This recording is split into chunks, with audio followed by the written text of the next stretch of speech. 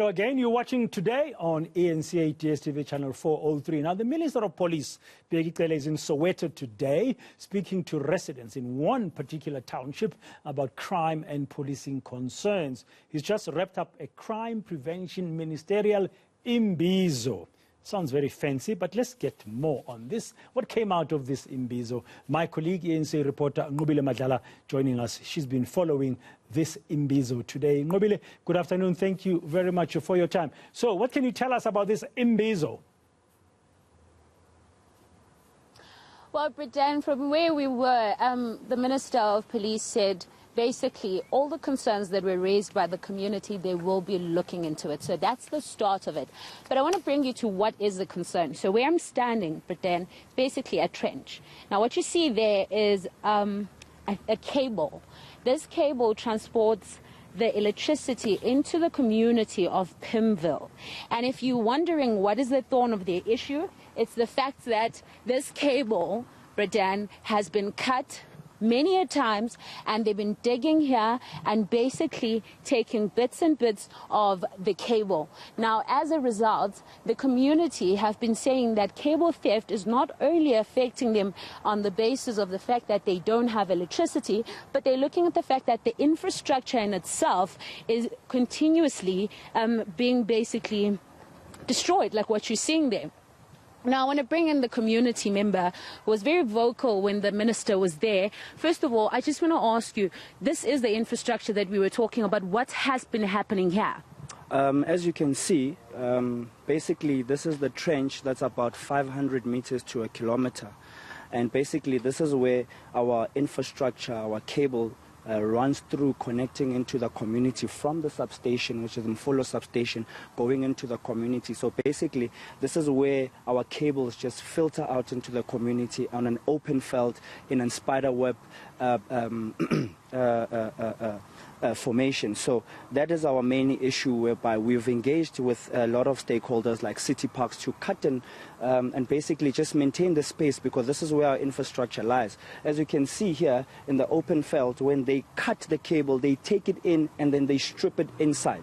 So that is our main concern as to how basically our infrastructure is going to be protected, because as you can see, this is like hectares of land and we've got cables that are running over kilometers into the community. So this place needs to be secured, this place needs to be protected, and we need city parks to make sure, with different stakeholders, with ESCOM as well, to make sure that they cut this whole place and make it visible for us as community members, that when we are doing our community policing, we know we can see, but we can't see because of the felt is so high that we can't, it's housing criminals. And I mean, the minister has said that he is going to look into this issue, and he's spoken about the task team also that's going to be looking into this issue. Are you happy as a community leader to hear of the interventions? I'm happy that the minister was in our community, yes. Am I happy in terms of the progress? No. Because how do you then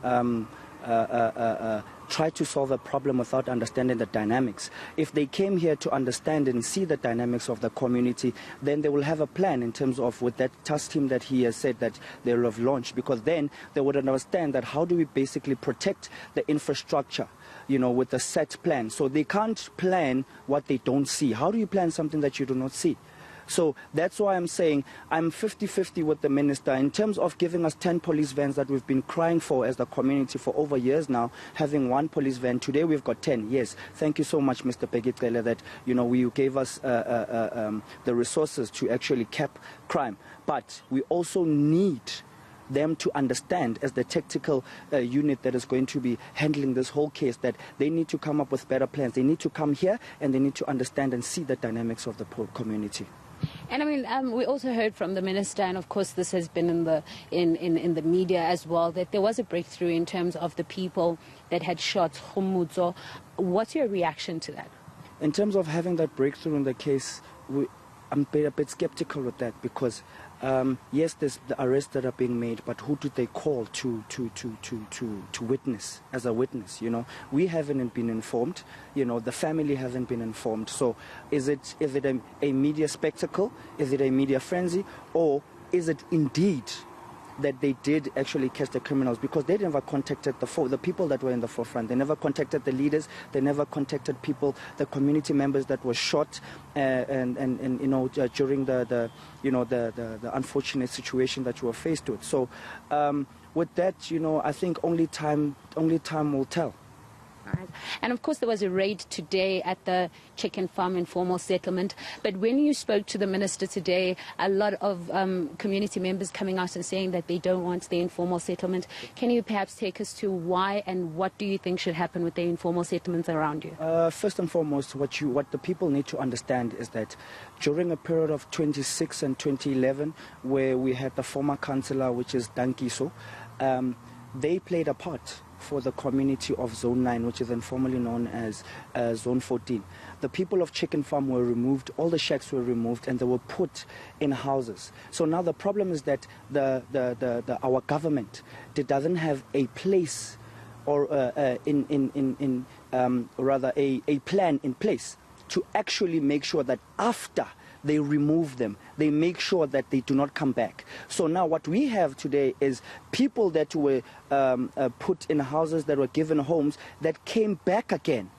So then, which means then we don't want those informal settlements, because now those informal settlements are housing illegal foreigners who are heavily armed with rifles and not even scared to use them. So we as the community of Pimville Klipspruit as a whole are fighting that. We want those informal settlements to be gone. How? That's the government's plan, because we want them gone, because of those informal settlements are not supposed to be there, and they've grown from that number.